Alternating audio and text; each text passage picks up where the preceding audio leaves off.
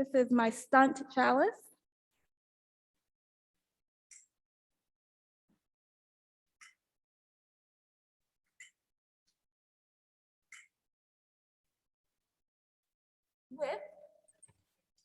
Well, one of the things that happens if you don't use a tool for a year and a half is that it might stop working.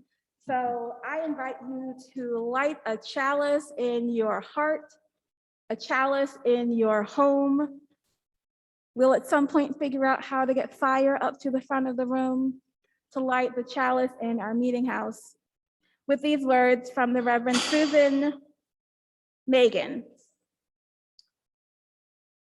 Call from beyond.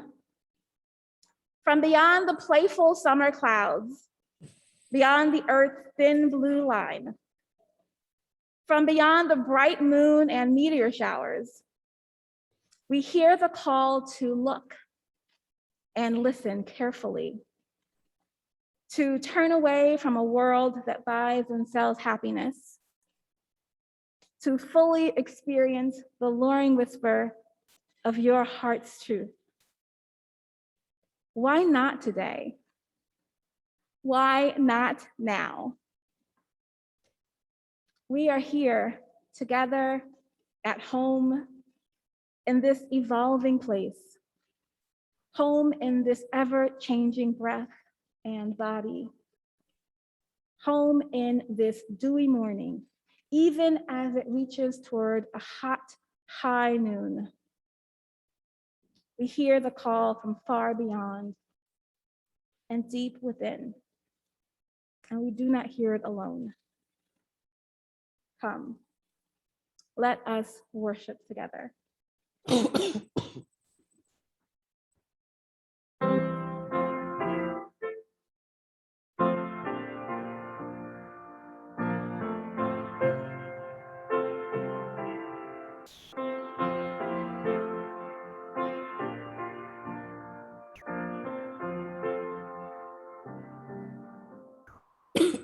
My life flows on in endless song above earth's lamentation. I hear the wail of far-off dead that hails a new creation.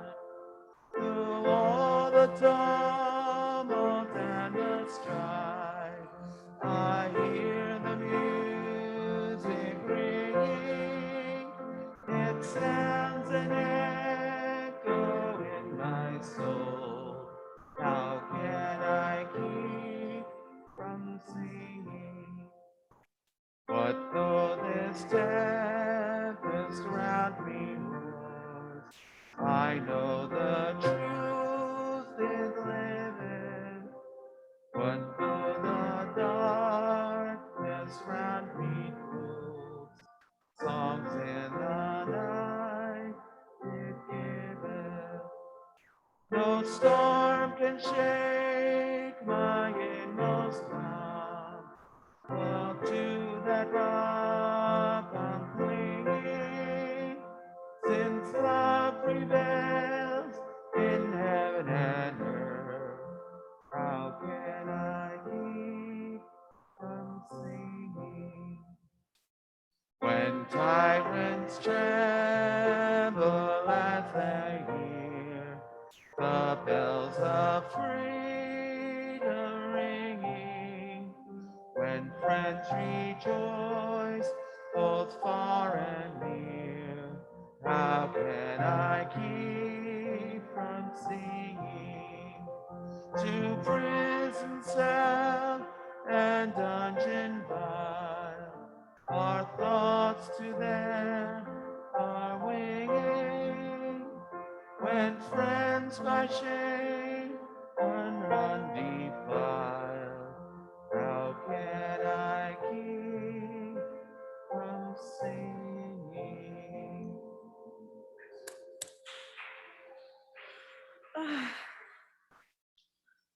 Our first message is a story about brothers. It got written about brothers, maybe it's about sisters. It could just simply be about siblings. Once there was, and twice there wasn't. Two old siblings who were inseparable travelers. One was named Life, and the other was named Death. One time, after journeying across a desert, they came to a refreshing green oasis where they were greeted by a spring keeper, maybe generous, maybe a trickster. Would you like some cool water to drink?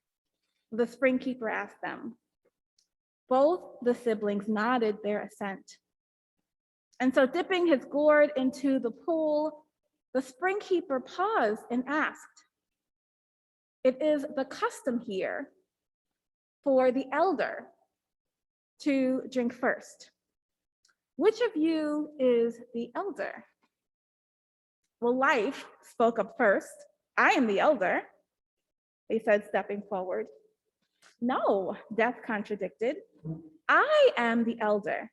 And Death stepped forward next to their sibling. Life smiled, put her hands on her hips a little condescendingly. "That's impossible. Things must, everyone knows, live before they die." Death, though, responded, "On the contrary, my friend. Things begin in death, are born, live for a time, and return to death." Said Life, "That's not how it works. All things come from the Creator, up, around, beneath, live, and then die. Death began after the first creature lived and died." Said Death with a spark in their eyes. "Death is the before and the after of all life. Things arise from it and return to it. Therefore, death must be the elder." The two debated like this back and forth, and had yet to drink a drop of water. Finally, the spring keeper, they asked the spring keeper to judge who truly was the eldest. "You too," the spring keeper said. "I cannot say. What you've each told me is true." The spring keeper looked at the two siblings. "How can one speak of death without life? Death is like a desert until rain falls. Then all living things sprout miraculously from the rocks and the sand." The spring keeper smiled. "But how can one speak of life without death, to which all things are certain to return?" The spring keeper paused. "Neither can exist without the other." The Creator wears both those two masks. Neither of you is elder or younger. The spring keeper held out a single gourd. "Drink now, together, and go in peace."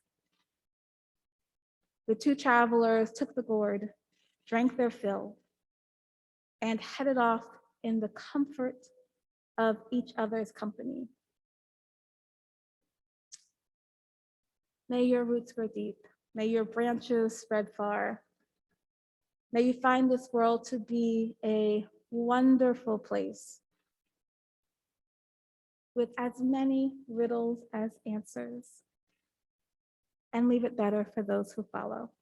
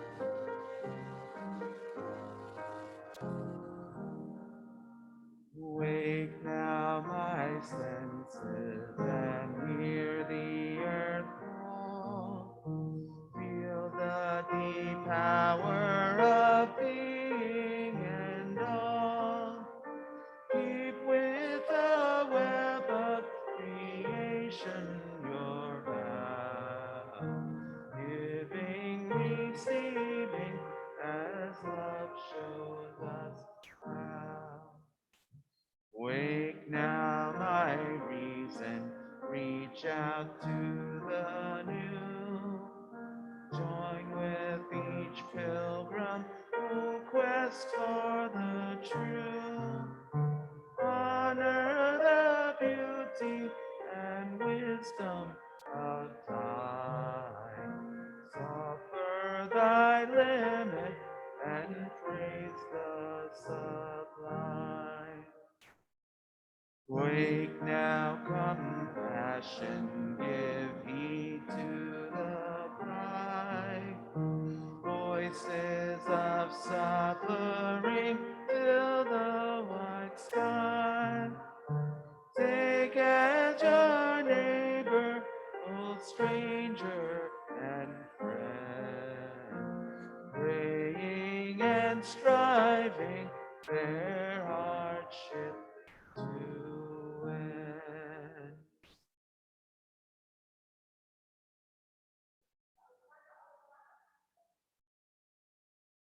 Oh.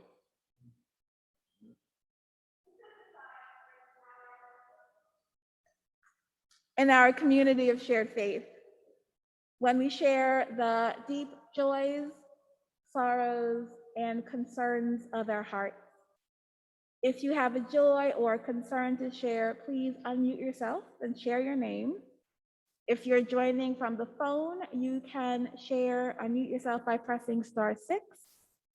You can also share your concern in the chat, and our chat host, Monica, will share it aloud.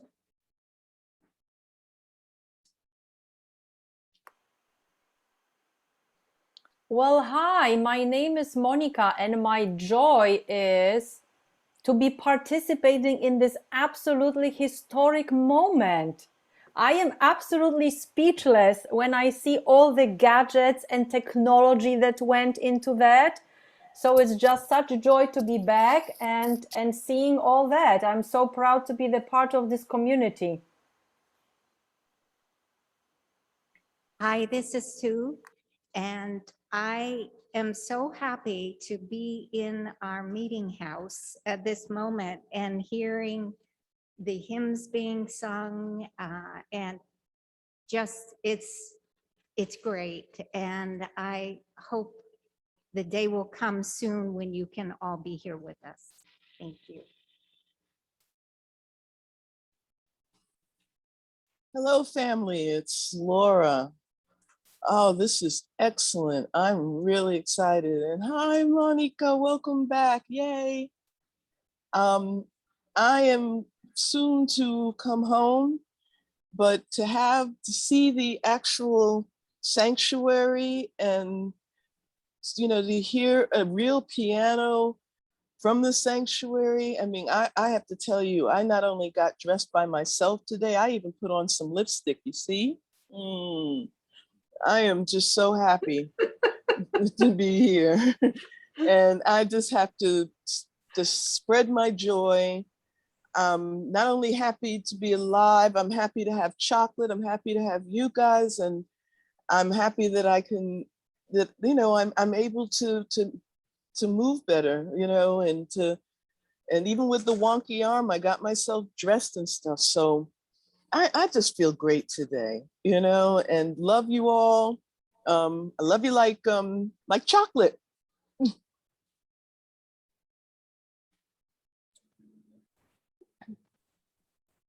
This is Carol Mason. Hi.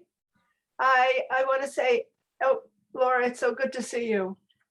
Smiling like that. I wanted to say that Marla is visiting me, and you see her in the little square. She's actually on my deck watching. So I don't have a speaker. I only have this thing. So she can't be on my, so she's out on her phone on my deck, and that is so cool. We're going to her cousin's wedding this afternoon, and the weather's supposed to be great. So just a happy day. Thanks.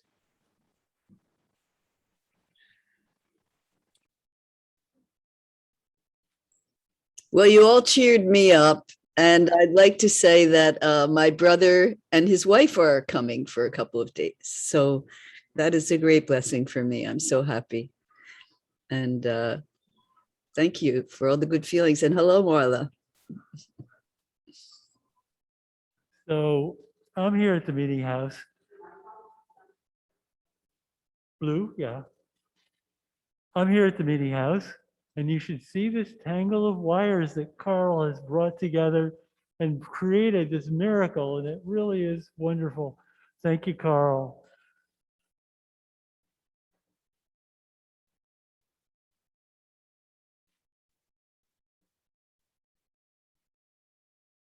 Hi, this is Pam. Yes, thank you, Carl and everybody. Everyone sounds so clear. I'm just requesting positive thoughts to Hillary this Wednesday that the doctor says she can start bearing weight on her foot and can drive. Thank you.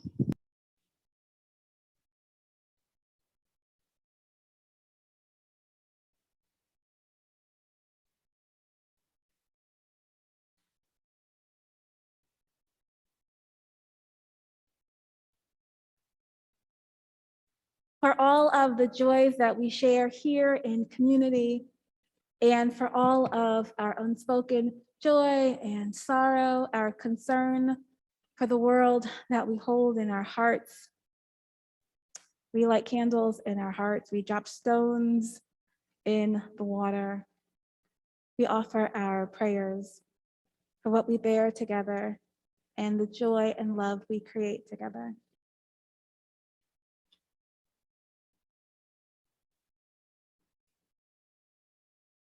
I invite you, as we enter into this moment of prayer, of reflection, of meditation, to find an ease in your body.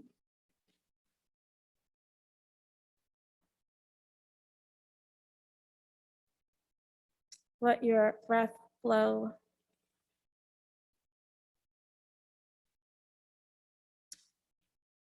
These words are from the Reverend Teresa Ninan Soto. A charm for hope, a string. This is a charm for hope. The first thing to do is tie a string around your finger. Remember that you are not alone.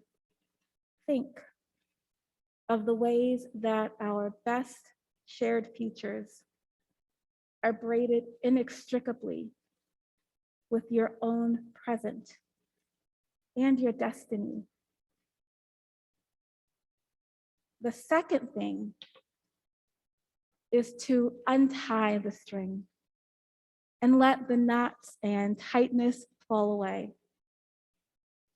Let the burden of bleakness roll off your sore shoulders.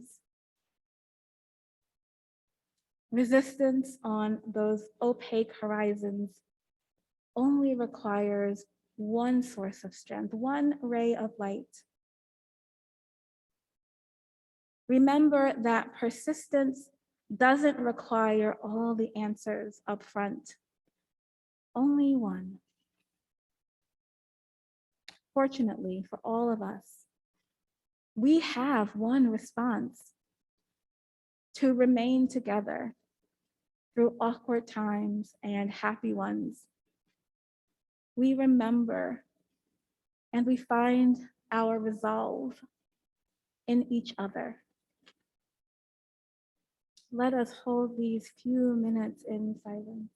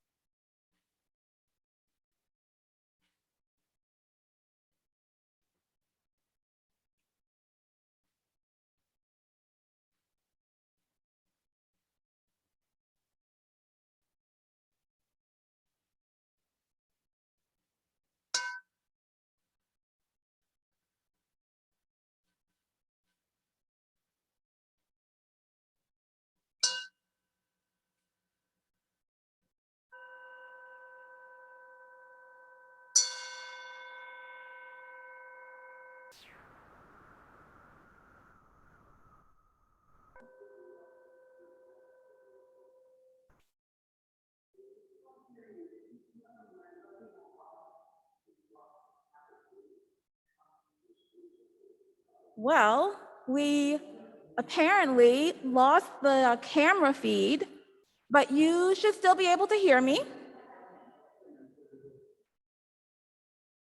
But you should still be able to hear us. And as we work to get the camera moving, we can listen to Stephen play this song, Sabbath Prayer.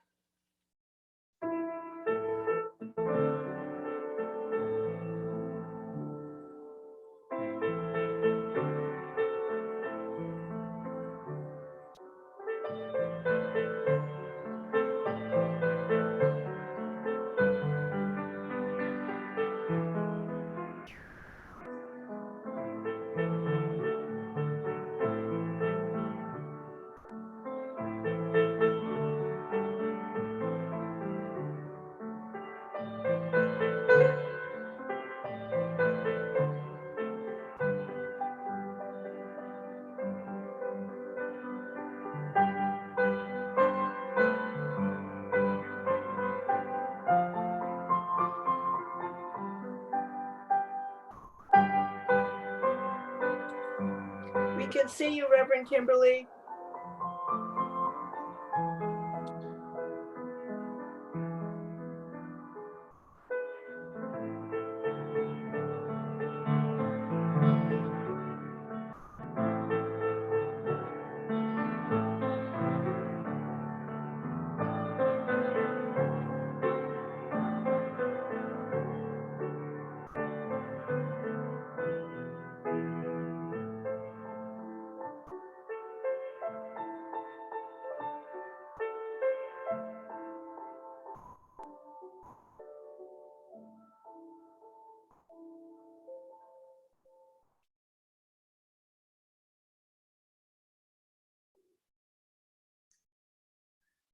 This service and the sermon this morning is a little bit about how to hold two seemingly opposite things,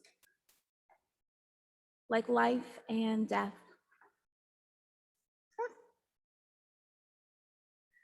How to hold two opposite things at one time. How is one an atheist or a humanist and still a churchgoer, not just a churchgoer, but a leader in their congregation? If I ask you for a show of hands, I'm gonna move away from the pulpit to see if I can see your show of hands. How many of you, members and leaders of this congregation, count yourself as an atheist or a humanist?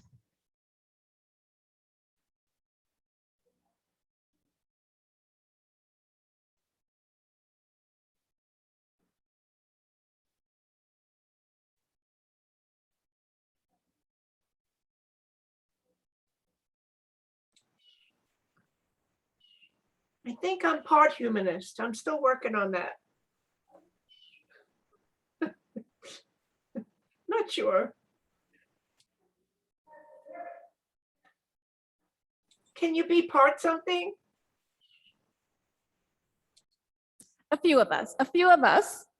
I don't think I see any hands in this room. I'm gonna put my hand like in the middle, because I am most definitely a humanist, and I am most definitely not a theist, a believer in God in any way that is recognizable to my family or the good and smart and loving people in the church that I grew up in.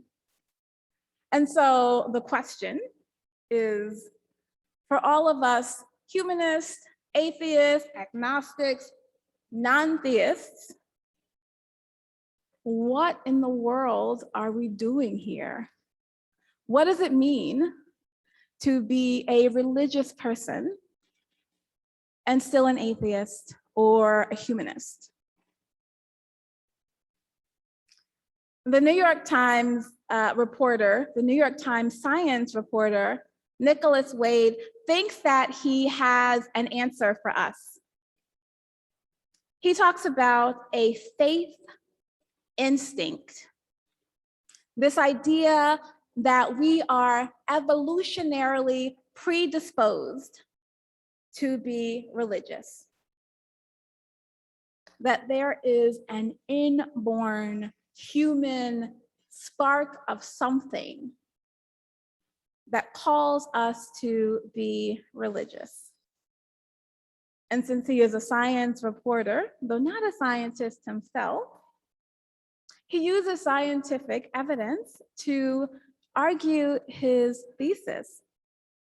He argues that for at least the last 50,000 years, from the time of tribes in Africa scattering out into the world, there has existed this religious instinct that has manifested itself in culture and that has led to the survival of the people who possessed this instinct. So that through natural selection, this faith instinct is bred down and in through us for generations. He argues that religious societies outlast and throughout our history have outlasted non-religious societies.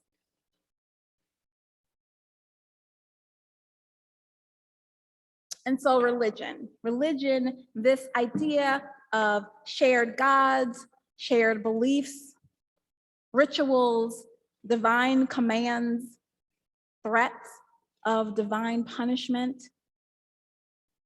have all coalesced together to lead to a kind of social solidarity, a set of enforced rules and norms that allow us to put the group above the individual. And that is needed for survival. So religion allows us to do the things in our society, in our culture, that allow us to survive, to create new generations. And societies that aren't able to, unwilling to do that, they don't survive. They wither and they die out. Natural selection, Wade argues. Not very reasonable, not very well thought out. It is an unconscious genetic imperative to pass on our religious genes for the survival of our people. And that leads us to establish and to maintain religions. This is not an argument on the kind of religion people choose. He doesn't make an argument for Christianity over Islam, over Hinduism, over Buddhism, over Taoism, over Unitarian Universalism. But that however we imagine religion in our culture, this unconscious genetic urge, imperative that we pass down through generations causes us to establish and maintain religion. And that religion leads to social cohesion because we are better together. We are better able to survive together than we are off alone on the savannah or the tundra or the swamp by ourselves.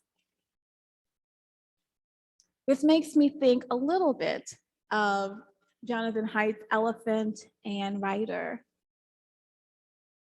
If we imagine that the elephant is our instinct, our faith instinct, and the rider is the way that we live that in the world. It's Christianity or Islam or Judaism or Unitarian Universalism.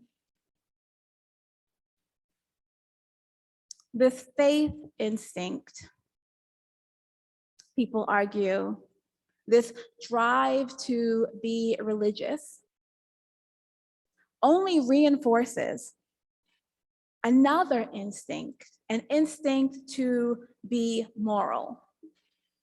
That just like there is something innate and inborn in us that drives us to be religious, that we pass on through generations, and that allows us to be able to live together without killing each other. The moral instinct is the second half of that. It tells us that there are some things that are right and wrong. It tells us that if we do the wrong things, we will be punished. That if people around us do the wrong things, it is not only okay, but necessary to punish them. Because all of those things allow us to be able to live together in community. You can look, they say, even at little children who have a sense of right and wrong. They know that sharing and helping are good. They know that violence and hoarding are bad. These two together, faith and morality, inborn, passed on through generations, would account, some say, for why some of us, non-theists, who have no use or maybe a little or a lot of skepticism about God, what is that? Still gather together every Sunday in a meeting house or in our homes over Zoom as religious people. But this month we're talking about reason. So what of reason? This idea of an inborn instinctual thing, where does that leave room for choice or will or agency or our thoughtful deliberation? Religious humanism, I think, spans that divide between an instinctual faith moral imperative and what I think is this equally powerful part of us, part of me, that calls us to reason, to not just accept things at face value, to use our thinking and our critical thinking, our deliberation, our conversation to arrive at right action and right belief. Religious humanism. It's a pretty modern development, evolution, however we might think of it, modern religious move. In America, it mostly originates in the 20th century. And one way of understanding religious humanism is that it is a combination of this sort of humanist ethical philosophy that we believe there are good and right ways to live in the world, plus congregational rights.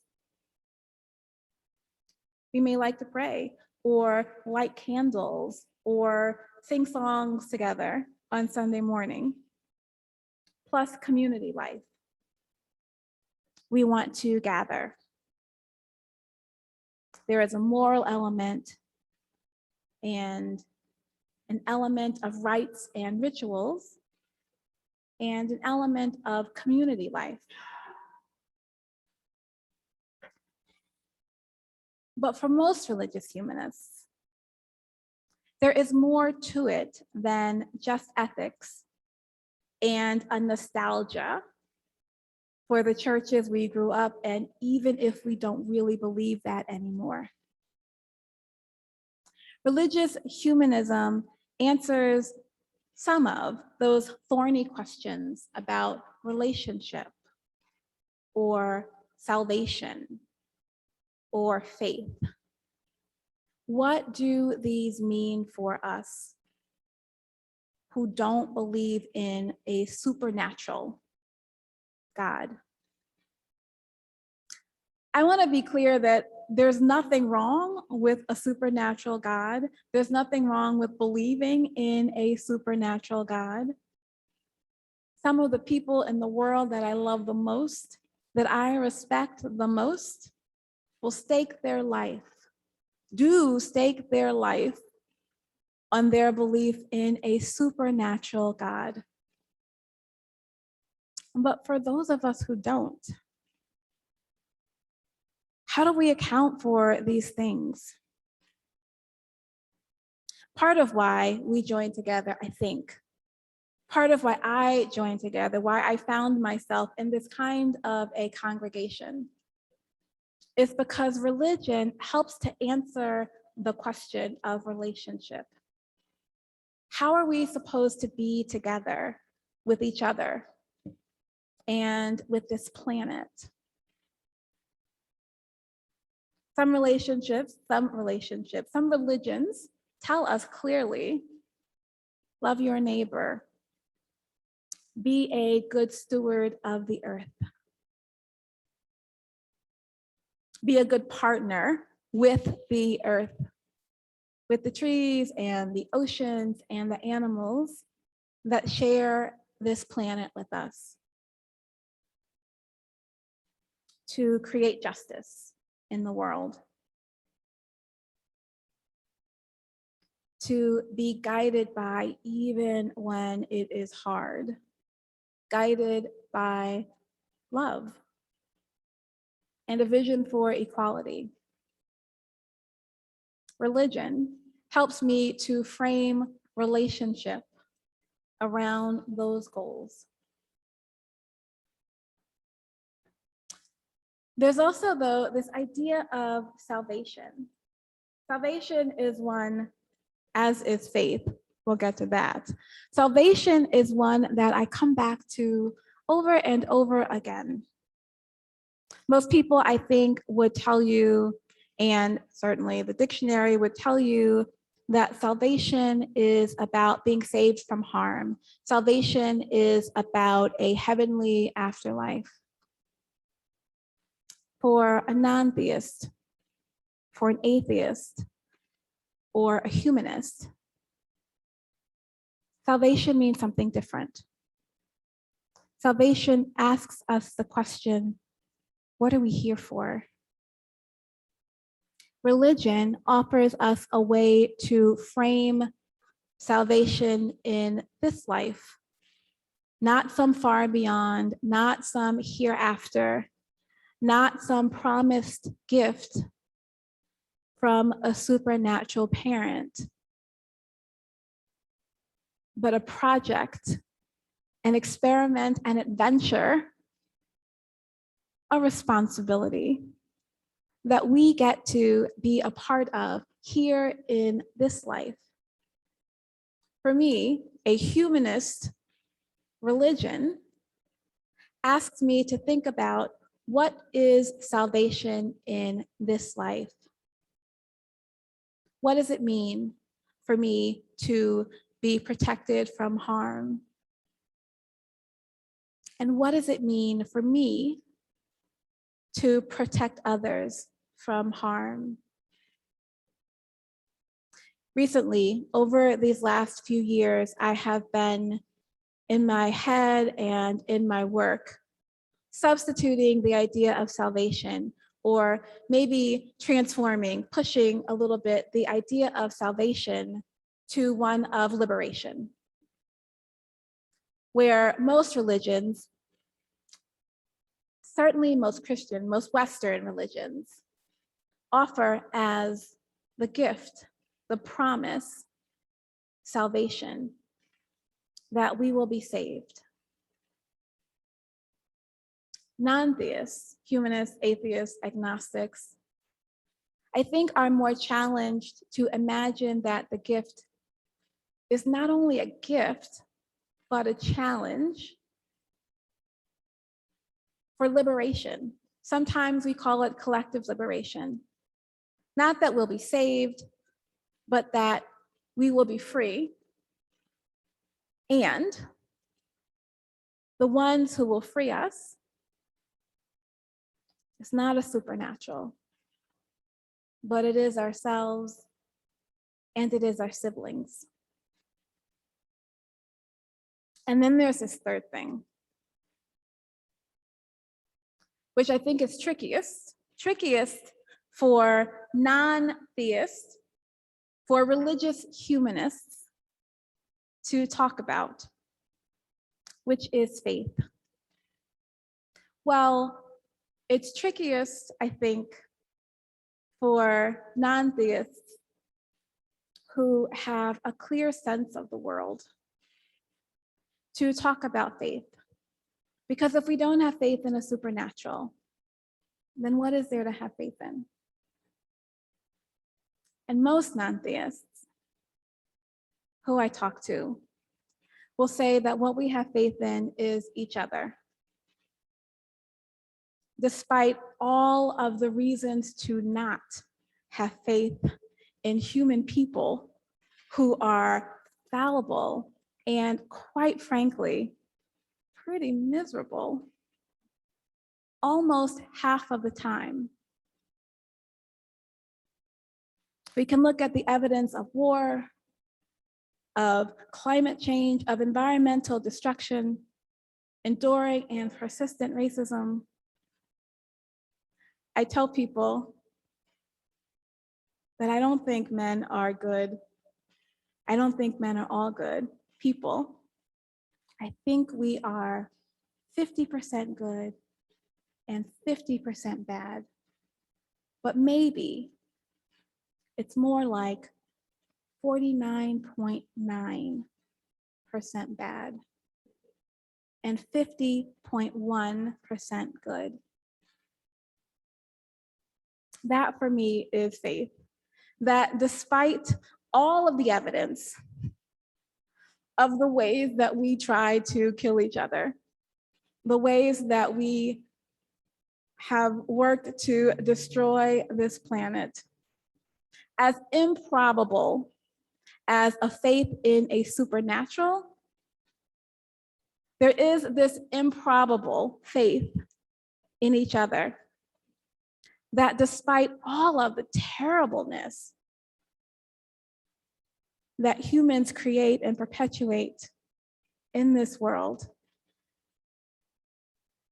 we are still, even if just a tiny bit, we are still more good than bad. There is still more possibility than not. There is more reason to hope than to despair. Because there's the evidence of that too. Just as there is war, there are people who work and die for peace. Just as there is climate change and destruction of the planet and slaughter of animals around the world and here at home, there are people who dedicate their lives to making this planet livable for ourselves and our children and their children. For as long as there has been racism and sexism, there have been people who said no, who said this is not right, who said I will not participate, who have worked to make something better. This improbable faith in us.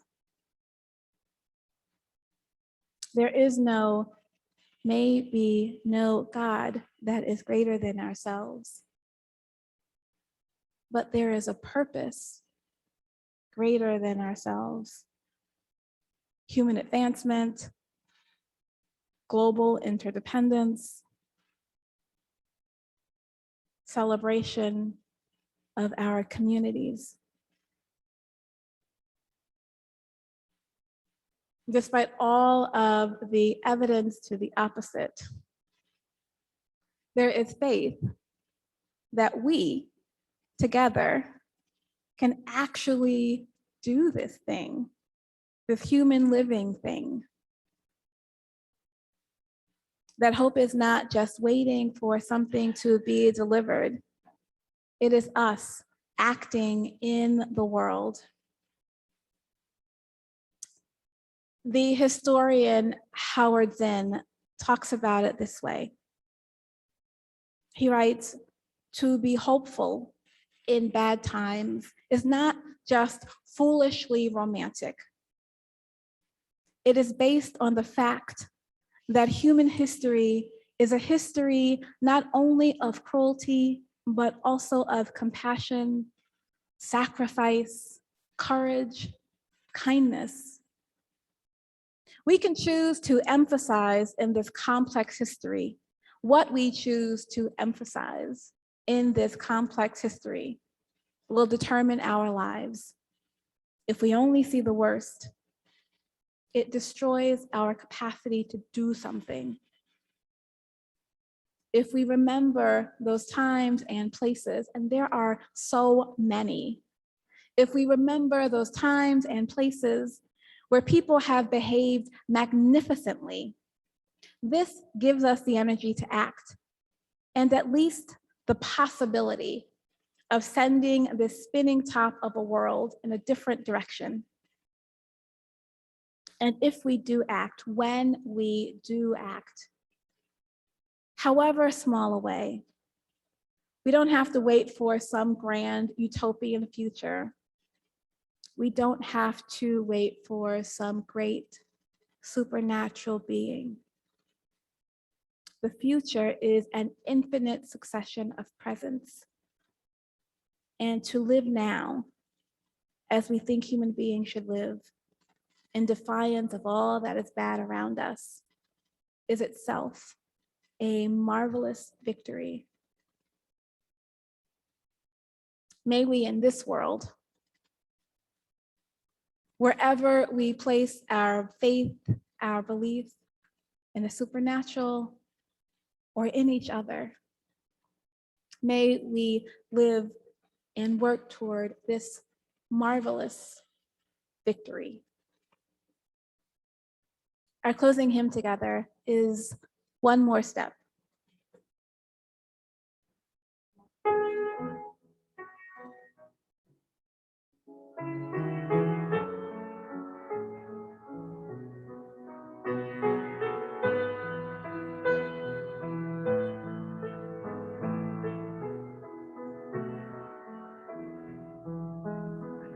One more step. We will take one more step till there is peace for us.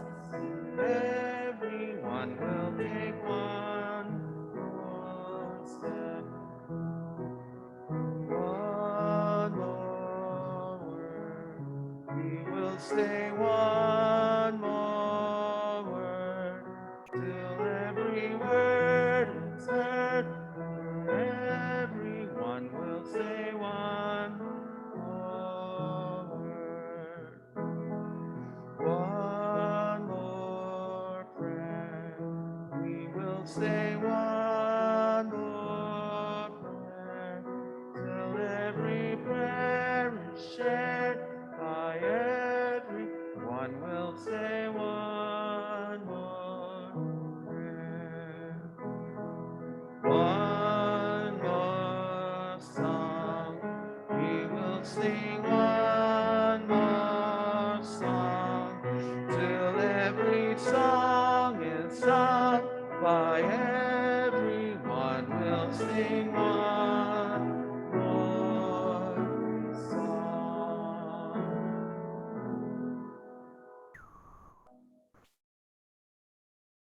We support the work of this congregation in many ways.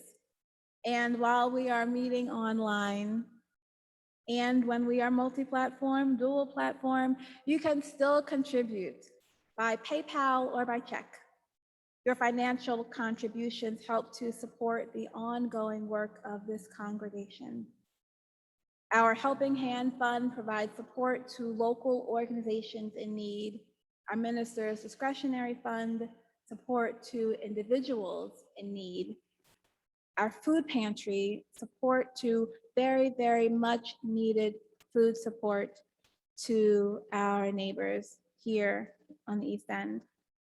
You can contribute right now by using PayPal with the link, I think, on your screen and hopefully also in your chat.